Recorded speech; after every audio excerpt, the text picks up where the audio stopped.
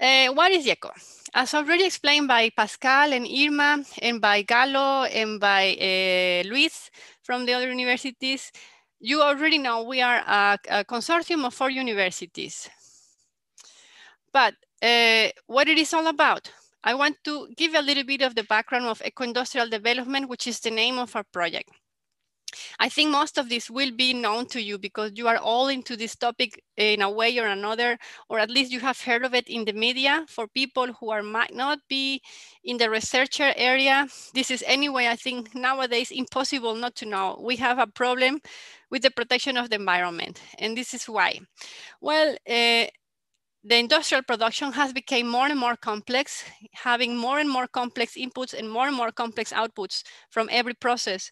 We have more people in the world, more people needing more products. So there is even more demand and even more generation of residues. So we have the general or the traditional way of producing is clearly not sustainable. Just taking everything what we want from the environment, put it in the industry, producing something, just generating a lot of waste, and just going back to the environment to throw all away is clearly not sustainable, and that has been true since always. And we realized that in the last 30 years. What are the options? Well, luckily in the world, there are a lot of talented scientists and a lot of talented engineers and talented managers, which came up with very simple solutions, actually. One of them is to recycle, like this, just taking back from the waste, whatever is useful, putting back in the chain of production. You can also increase your efficiency. That means optimization of your ratio of input resources per product. You can increase your productivity to achieve more product per resource unit. Or what's even better, you can also integrate all of this together in an ideal world where you will have more efficiency, more productivity, ideally zero waste, and ideally all of your waste will be sent to another industry or to the same industry to be regenerated, reused, or recycled. And I'm not talking only about material waste, I'm talking also about heat, for example. This can also be recycled as it is well known. So we have like industrial ecology is an interpretation of every industrial process in a way that a company is like a species in the environment, and every species has its own metabolism. These species are connected, and the waste of one species is actually the resource of the other one. And we have, interestingly, that these principles can also be extended to urban areas, which means sometimes maybe the waste from the cities can be recycled directly to the industry, or the other way around. For example, excess heat from an industry can be sent toward district heating or something. The urban areas became also like a species in this ecosystem. And from the scientific point of view, why is this of interest for researchers? Well, it started in 1972 when the first scientists decided or published the problem statement in the publication called The Limits of Growth. Later on, there were a couple of researchers who coined the term industrial ecology, and they started publications about this topic. Then 1992, it was the start of international actions with the Convención de Río. Some years later, we have the Rio +20, which was the revision of international actions. And nowadays, it is unthinkable to have a world without all of these manifestations of the interest in preserving our environment, in improving our processes to not to damage the resources for the future generations. Scientifically speaking, it's also interesting to see how the publications about the topic have been developed. These arrows represent the dates I just mentioned, 1972, 1989, 1992, and 2002. In these different years, for example, at the beginning, there were very few publications about eco-industrial development. And right after 1992, whoop, this is not the coronavirus growth, this is the publications growth, and it's also exponential. This is also to show you that, or to demonstrate you that the start of the actual growth in the publications with this topic, eco-industrial development, eco-industrial park, urban sustainability, and cleaner production, it was also in 1992, more or less, or around those dates. So we see the interest has been increasing in the world. This last slide about the scientific approach is to tell you, or trying to show you, what are the amounts of publications or the publications regarding eco-industrial development, how they are distributed in the world. As you see, they are mostly the brown, black means there is no publication, and yellow means a lot of publications. And as you see, in Asia, there's a lot of work going on about that. In Latin American countries, not really that much, but it will be different in the future, especially with projects like ours, which are trying to foster the topic in a scientific way, in a research way, in a teaching way, and also in an innovation manner. And this refers to our action fields. In IECO, the 4 universities, together with our strategic partners and our other partners, we try to develop eco-industrial development in the 3 pillars of science and research, higher education, and also technology and innovation. And we see that these 3 fields, these 3 pillars complement each other. So what do we have in each field? Let's talk a little bit about the action field, science and research. At the beginning of the presentation, of the past presentation, Pascal mentioned that there were topics in common among the researchers which were collaborating already between Germany and Chile. The 4 topics that were decided to follow or to pursue were sustainable use of water and energy, sustainable material and energy use of biomass, the subsoil resources, their industrial, eco-industrial use, and the urban eco-industrial development in South America. These are the title of our main topics. So who is behind these topics? I'd like to introduce you to Vitol and Alfredo. They are our topic speakers for topic 1, and their main focus is in the use of thermal energy from gray waters, which are the, like, for example, from your showers, from washing dishes, not from the toilet. Second is the increasing the efficiency of air conditioning mechanisms, also to improve the thermal efficiency, and to recover the chemical nutrients and also energy from black water. Black water is the one coming specifically from the toilet, so full with nutrients. And if you digest it, also full with energy. Some of the initiatives that they presented in the past was, for example, the Condor initiative for Condominios Verdes. And also the Alianza initiative was Soluciones Sustentables, so sustainable solutions to improve or to foster the local economy and adaptation to climate change. These are project ideas that they have worked together in. Our topic 2 is represented by Dr. Frank Schulman and Alex Berg, Dr. Alex Berg from the UDEC. These are our topic champions for material and energy transformation of biomass. They focus in the transition to a bioeconomy through the reorganization of productive and logistic systems in the agro-industry. They also focus on the generation of biofuels and added value products from the waste of the forest industrial process. That means not only in the generation of for example, crops, which is also highly debated, but also on the residues from agriculture and the residues from the forest. Some initiatives are the SIMBISOL, synergies between biomass and solar energy, and the PACE for Chile regarding plastic waste as circular economy driver for Chile. This is also important to mention. Topic 2 is now a little bit in a process of opening up a little bit more to circular economy topics to make it not only bioeconomy, but also circular economy. Topic speakers for topic 3, which is the eco-industrial utilization of subsoil resources, is Dr. Eva Schill and Dr. Diego Morata. They focus very strongly on the geothermal applications to improve the efficiency in many different industrial processes. For example, to enhance the sustainability of the mining and desalination processes, to increase the efficiency of energy-intensive industries, and also for the use of geothermal energy for home heating.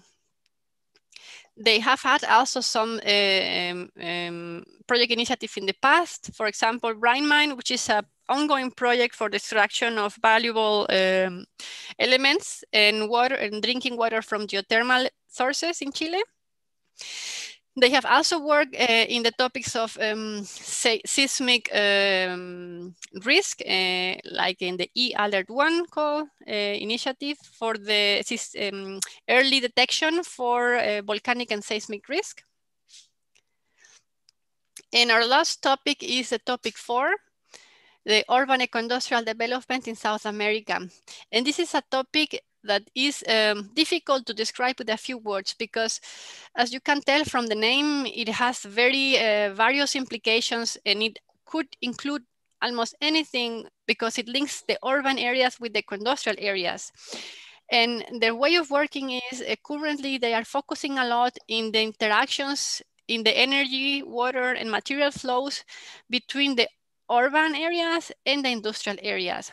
And then you see topics coming up like district heating, like construction materials, urban mining to get valuable material from waste, watering with recovered waters, but also topics like energy generation, renewable energies, and the integration of the renewable energies in the system districts.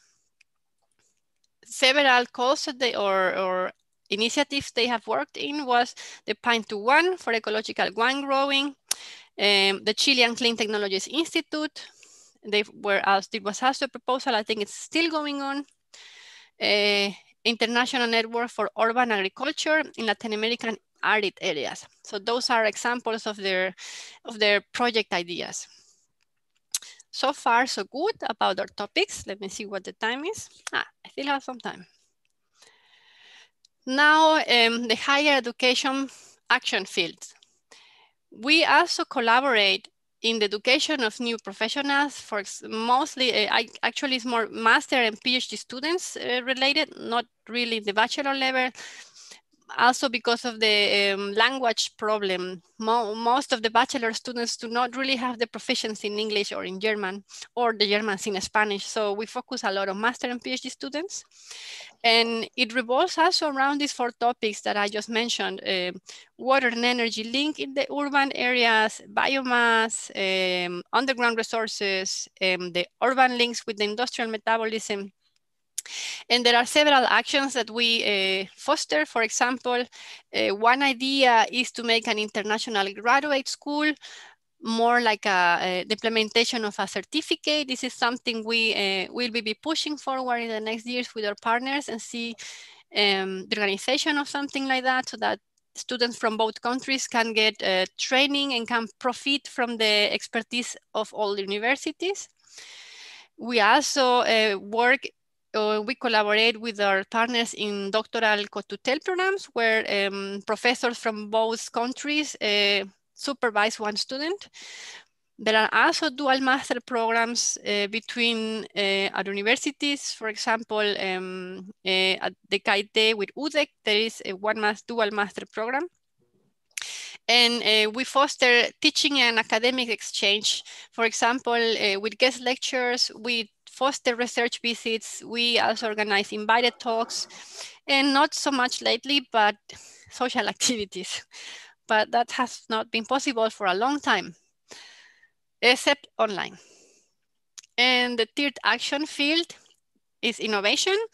And this is again something that we do around the 4 topics of IECO. And it is to foster solutions for eco-industrial issues together with the researchers in the industries. So really like a technology transfer and applied technology, applied innovations. The universities of IECO, we join forces to make the solutions ready for application. And the IECO partners have access to their own incubators and accelerators of technology. We, through our each of our universities networks have access to external companies in both of our countries. So we have also to a network of investors and a network of incubators to help, for example, entrepreneurs, or to help the institutes or the researchers to find a suitable partner for the technology they develop, or the other way around. We also get in contact with companies through marketing activities, different events, nowadays also virtually. We contact, or the companies contact us, searching for solutions in many different fields of eco-industrial problems. I want to finish this part to introduce you what is IECO, just to mention or to summarize the network of Chilean universities. Our implementing partners of IECO are, again, KIT from Germany, but in Chile, Universidad de Chile in Santiago, Universidad de Concepción en Concepción, and la Universidad Austral de Chile in Valdivia. So it's also widely distributed. Additionally, there is also a lot of exchange, and there is collaboration with different universities like the Universidad O'Higgins, Universidad Católica, de la Sedena, Antofagasta, La Católica, I already mentioned. And in general, and this is distributed in both countries, we have a large network of contacts with people in both, from both sides. For example, SOFOFA Hub, that will be included, by the way, in the discussion of innovation tomorrow. Do not miss it. We also have contacts at or exchange and friendship with the German academic exchange service, with the Chilean-German industry Kammer, with ProChile, with the research institutes like Fraunhofer. The KIT Alumni Club Chile is also a friend of ours. We also are in contact with them. We are members of the Eco-Mining Concepts. We are in the committee of founding members. And with a lot of institutions, we also have network work, and we support each other to find eco-industrial solutions for the industries or towards the industry. So for you as newcomers or rejoiners, the question could be, yeah, okay, IECO for universities, 3 action fields, 4 topics, but how can I get involved? So I summarize this. This needs to be according to our action fields, but also according to what are your scientific goals or what are your research goals. There will always be necessary a matching of research interests between a Chilean-German work. This is our main focus, to support and to generate more nexus and to generate more research friendships. I'm not sure if I said the right word, but I think friendship is a good word. So this is always supported by the coordination team. So you can just get in touch with any of the 4 of us. We're 6 actually, 2 in UDEC and 2 in UH, and in Chile, Chile 1, and myself in KIT. So in the topic of science and research, how can you get integrated, or what are the possibilities? You can get integrated in a topic team so that you can do, for example, joint research projects. You can talk about joint publications, and actually, if you find a good matching, you might be able to publish something together. You can also find via the networking we do between us that you can find partners for your new projects. We can also help you to organize research stays. For example, exchange from Germany to Chile, or from Chile to here. We support you to search for the right institute or the right faculty. We support with the communication between the partners. We also can offer as a IECO supporting team to help you with networking. If there is one topic that you want to foster, we can even help you to organize a networking session between the 4 universities. In the field of higher education, you can get involved as a student, PhD student, master student, as early researcher, or also as a professor. You can get involved by means of guest lecturers. That means you might want to invite someone for your classes, someone from Germany who might present his action field or his expertise field in maybe 1 hour of your classes, or the way around. The German colleagues can invite somebody from Chile to talk about mining problems, about seismic problems, or or whatever expertise you might want to find from Chile. We organize also summer schools. The next one, luckily, is going to be founded in 2021. This is already set, and we have the funding from the ADE. We also offer to help with to find joint supervision for master thesis or co-tutel for PhD thesis. And we also want to exchange or promote exchange with other students in a PhD student level to boost your early career research. And coming next, we hope to be able to offer the IECO certificate in the next year. And in the innovation field, it's like I mentioned, it's a two-way road. We can either help with the search of a suitable industry for your technology solutions, or we can help you to find for a suitable research group for industry needs if you're coming from the industry. Today, the session is not for industry partners, but for all of you researchers. So maybe it would be more like this. If you have technology solutions that you can offer, you can get in touch with us, and we try to find potential investors or potential small and medium enterprises in the search of a solution. And we can also support the eco-industrial startups by integrating them in our university's innovation strategies. For example, the Global Horizon program. It's a program from KIT to support entrepreneurs, and it has a focus also in Chilean entrepreneurs or in German entrepreneurs interested in the Chilean market. And through IECO, you have direct access to the modules of this program, which includes training, for example, soft landing platforms, and co-evolutionary planning for your projects. And on the bottom of all of this, the coordination team helps you to find the suitable financing possibilities for your project initiatives. And this is what the next presentation is going to be about. Let me maybe just check the chat if there are questions. I think if I see properly, there is no questions yet. So before I continue with the financing possibilities, just to mention, you can visit our website anytime, www.ieco-institute.com, and contact the coordinators. Here you have the universities, the names, and the emails. And so if there are no questions about, maybe if anybody has questions, just raise your hand or talk before I continue with the next topic.